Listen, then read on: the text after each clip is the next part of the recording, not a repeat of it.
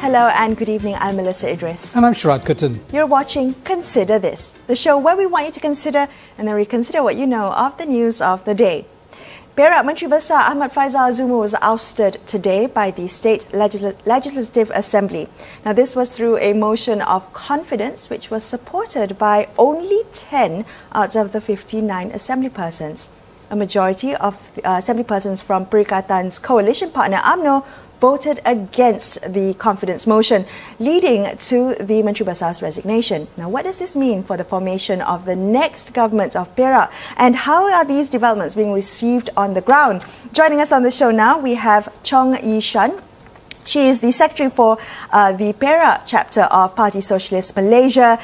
Shan, good evening. Now, what we're seeing now is what some observers have called elite politicking or elite politics, that this deal making between political parties and power brokers. I want to begin the conversation by asking you, what is the public sentiment like in Perak? How is this news being received on the ground? When this news pop up on the news, actually I received numbers of messages and also call from the people who saying that people actually are happy and congratulating about the Ahmad Faizal Azumu are no longer the Perak MP, and they are really happy about that, But there are also some concerns from the people where they things like they will feel like who will be the next Menteri Besar of Perak, and are we going to have elections now in this pandemic time? So and what next? Is it who is going to form the government or this? So there are also concerns and happy feelings in the public in the Perak right now. Shan, I can imagine, of course, there will be Bersatu members who would not be happy to see Faizal be removed. But I want to ask you this. What is the substance behind people's feelings? Happiness or unhappiness? Is it because this Menteri Besar did not have the right policies for the state, did not respond to the COVID pandemic in an adequate fashion, didn't deal with land issues, didn't do any kind of governance reform? What really lies behind this? Is it all about personalities? Yeah. So I think one thing why people is happy and congratulating about where the Menteri Besar are no longer here, because of course we can see the Ahmad Faizal Azumu during the Pakatan Harapan time and also the Berita National time, his performance are poor. He's not doing a good job. That's why people are happy when we able to bringing him down. And also we've been keep on calling the Ikatan National government is actually a backdoor government. So people are really happy about that, because that's what they would for, is they do not want that the Umno and the power and all this. Right. So people are happy about that. Well, can I ask you, Shan, Barisan Nasional, Pakatan Harapan, Perikatan Nasional, all these different state governments in Perak, has it actually made a difference to the welfare of the people of Perak, to institutional reform, to the improvement of governance policies, perhaps, that address the real issues in the state? Have you seen a difference? Yeah. We can see that no big difference between these three governments, BN, PH, and PN. So, but of course, we do see a minor improvement. For example, like what we can see here in and the Women's and Welfare Department, they do have a very good development improvement in that part, and also about the Tourist Department as well. But however, if we look at the bigger picture, for example, that what the practice have been doing back into Barisan National time, it will carry on in the Pakatan Harapan time and keep on continuing the Perikatan National time.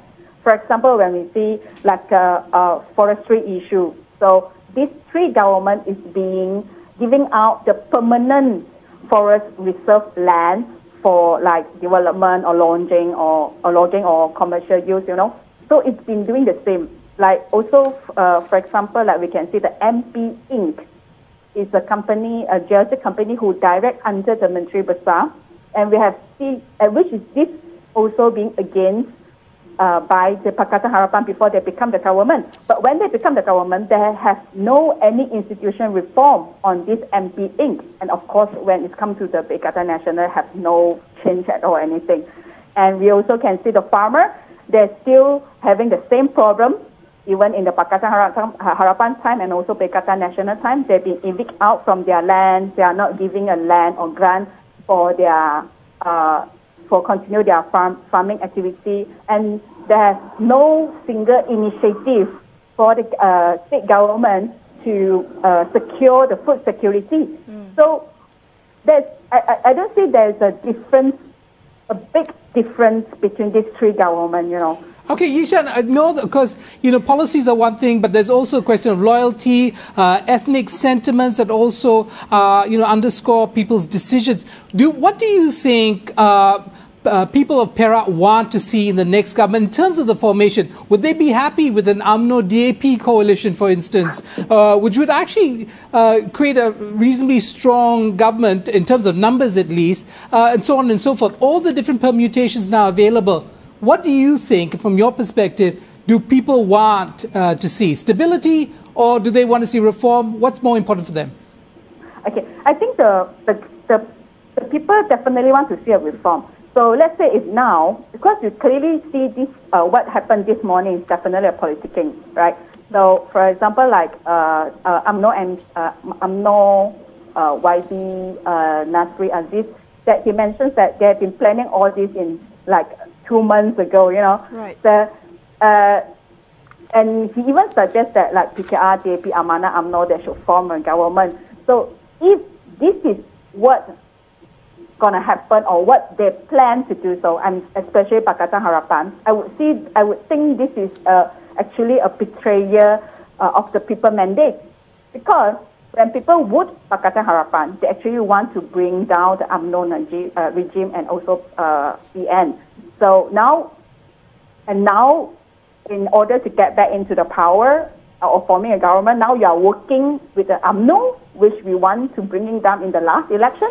So that's definitely a betrayal of the people mandate. Right. Of course, people are happy to see that the unperformed Menteri Besar who've been bringing down, but is it people want to see that the Pakatan Harapan working together with UMNO and forming a government?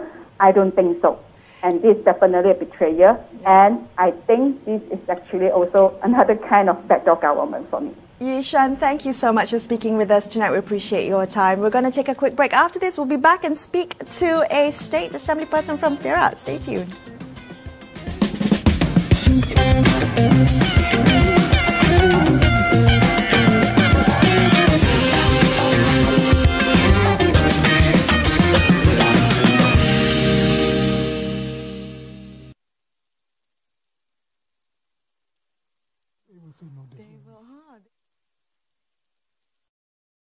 Dalam kita berusaha memutuskan rantaian wabak ini, kita jangan terpedaya dengan virus maklumat palsu. Simak fakta melalui www.astroawani.com atau aplikasi Astro Awani. Teruskan berdisiplin, ratakan lengkungan pandemik ini.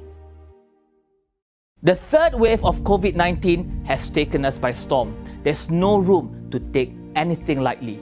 Everyone must follow all the steps to stop the spread of COVID-19. Social distancing, face mask, follow these steps, this SOP with the utmost discipline. Together, we can flex.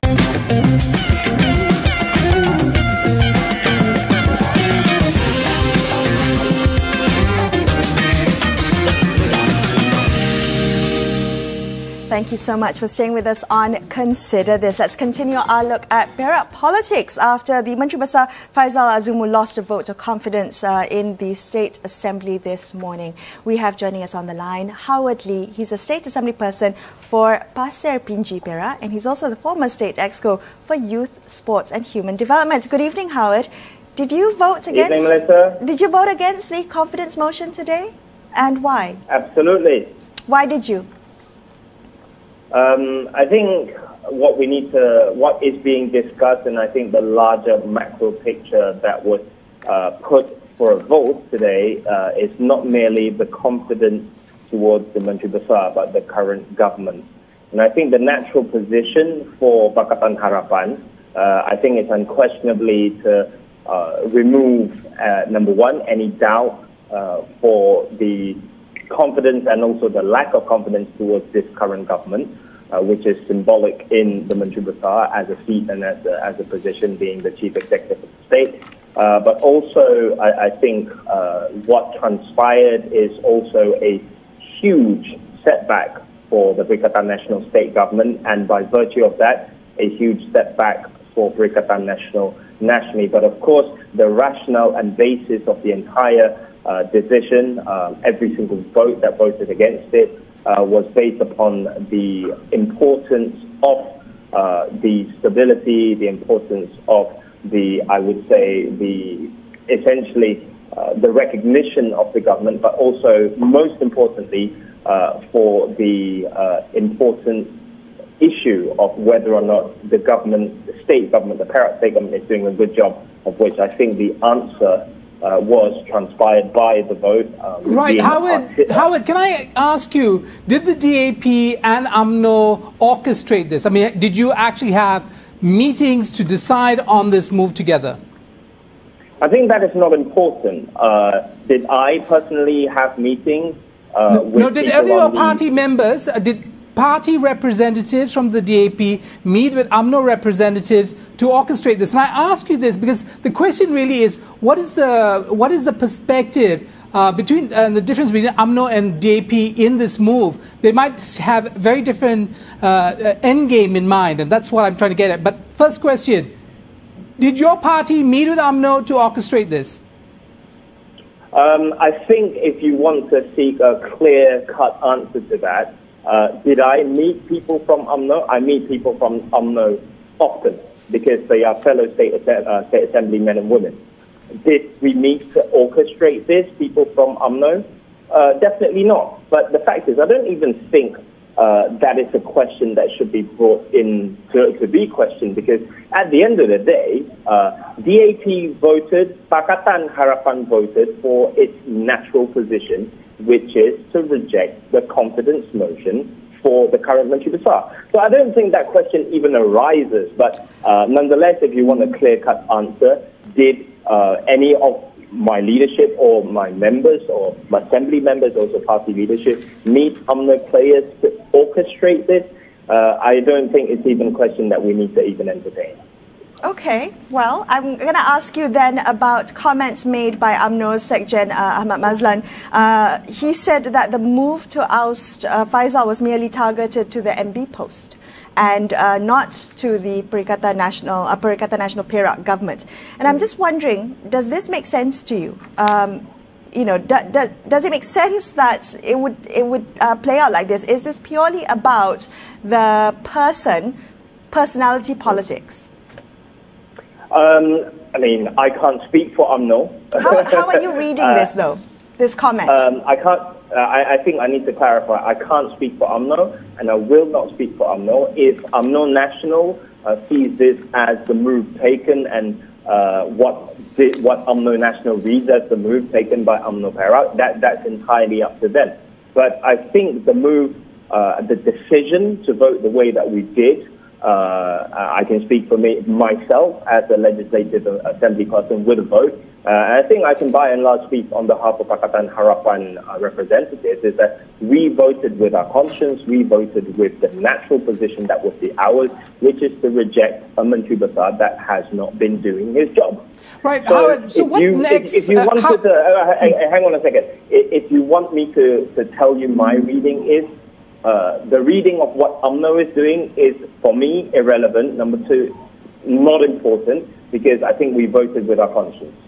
Okay, well, the question is, what next in terms of the formation of a new government?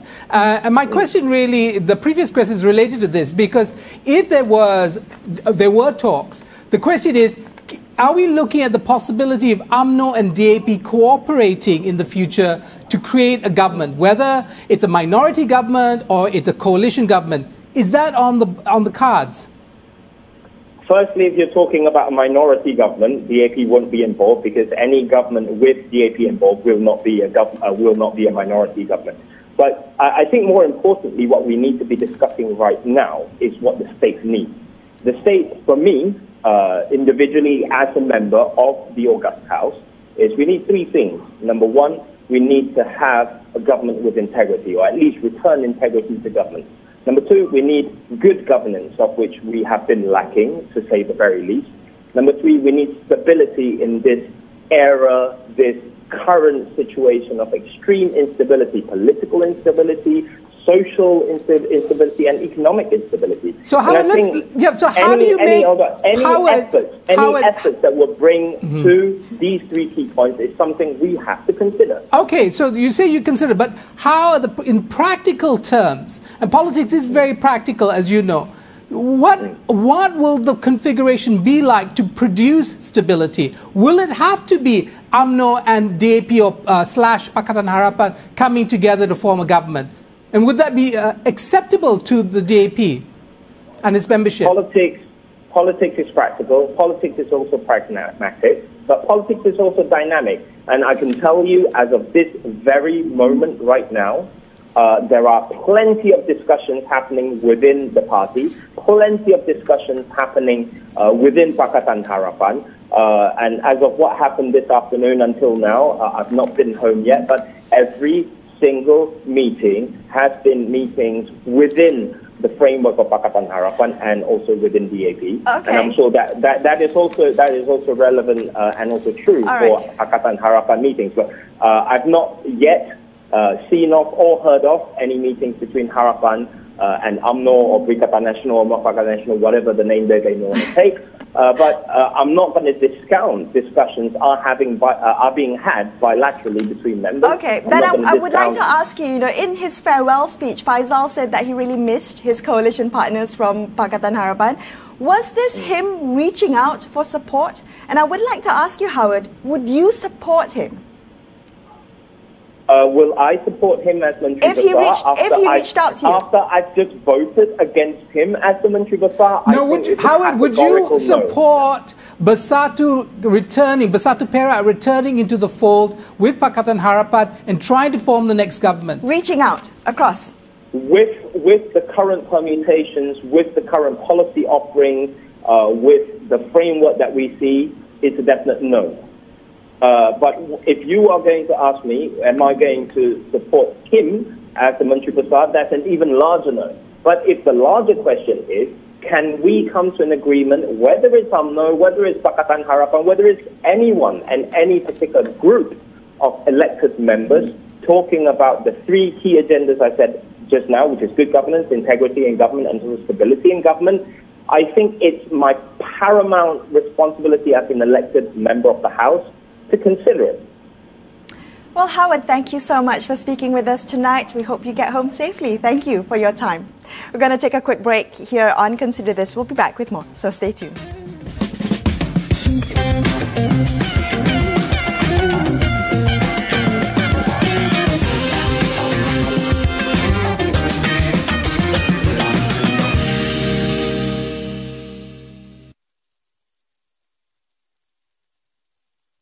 Perang COVID-19 masih belum berakhir. Dalam kita berusaha memutuskan rantaian wabak ini, kita jangan terpedaya dengan virus maklumat palsu. Simak fakta melalui www.astroawani.com atau aplikasi Astro Awani. Teruskan berdisiplin, ratakan lengkungan pandemik ini. The third wave of COVID-19 has taken us by storm. There's no room to take anything lightly. Everyone must follow all the steps to stop the spread of COVID-19. Social distancing, face mask, follow these steps, this SOP with the utmost discipline. Together, we can flatten the curve. Perang COVID-19 tetap belum berakhir. Pastikan setiap langkah berjaga-jaga diamalkan, dari kebersihan tangan, pemakaian pelitup muka, penjarakan fizikal. Kesemuanya amat penting untuk pastikan pandemik ini dibendung.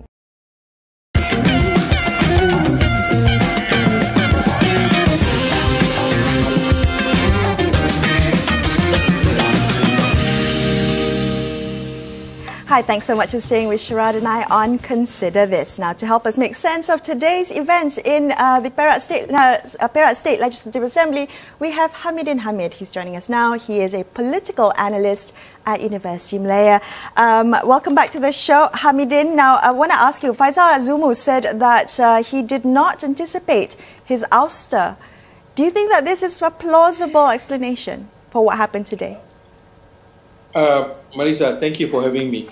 I think first, I don't think this could be a surprise for him, because the writing on the wall is already there for him for a couple of months, I think, in the previous month, where UMNO clearly indicate that they are not happy how he conducted himself as Menteri Besar. And UMNO is not happy because UMNO have the biggest number, meaning UMNO are not happy with the coalition's government that's happening in Perak. So I don't think it's surprised to be the words chosen by Faisal at this stage. I surprised maybe in the sense of he was taken by surprise when no indication whatsoever from UMNO to take him in this pass at this particular time, especially what's happened in the federal levels at the same time. Hamidin, we've seen a lot of instability in state governments, since the fall of Pakatan Harapan in February. So you're right. So this is really this is a long-standing dynamic now that we're seeing. What do you think is particular or specific to the Perak situation? What are we going to be seeing in Perak that is unique to it, and how do you see it playing out? I think what's unique in Perak is basically is simple. I think Bersatu in Perak in the first place only have one seat. That's the beginning of it. Faisal is only the only seat that's, and when Pakatan Harapan took over, some of the members of the parliament, member of DON from UMNO jumped and joined Perak, and they become 4 to 5, 4 members from 3 from UMNO, and later on 1 from Amanah joined them, so make it 5. It's very small in terms of number. So with that, in my point of view, that is very much different compared to other states, even in Kedah or Johor, where Bersatu have much bigger number. So in that stage, in my point of view, when Faisal Azumu retained his post under the PN government, that's already a big questionable for UMNO. Right. Basically, because UMNO have around 25 seats, which I think is very much clear advantage compared to Bersatu. Here is, in my point of view, where Faisal and also Bersatu know they are very much at the mercy of UMNO in regard to what's happened in the state. When we at Ilham Center, when we do conduct a survey for during the election by election in Slim, which is around 3 months ago, the talk on the ground is already about that among the UMNO members, how unhappy they are with the leadership at the state level. Okay, that's quite interesting because you also alluded to earlier that it's not just about what's happening in the state. UMNO is also not happy with also what's happening at the federal level, and they are still very much in control of making or breaking leadership, and this can be extrapolated to a federal level as well. I think if someone analyzes Malaysian politics as it is now, Melisa, if the one want to deny that this is nothing, this is only isolated in Perak, I think the analysis is not deep enough. I think the most important that I think the end game definitely is the federal government. I think Perak, what happened in Perak is just a pawn in the step of UMNO to flexing their muscle. And I think definitely they want a bigger victim. And obviously, I think now they are looking for the throat of Tan Sri Muhyiddin. That's the way I see it.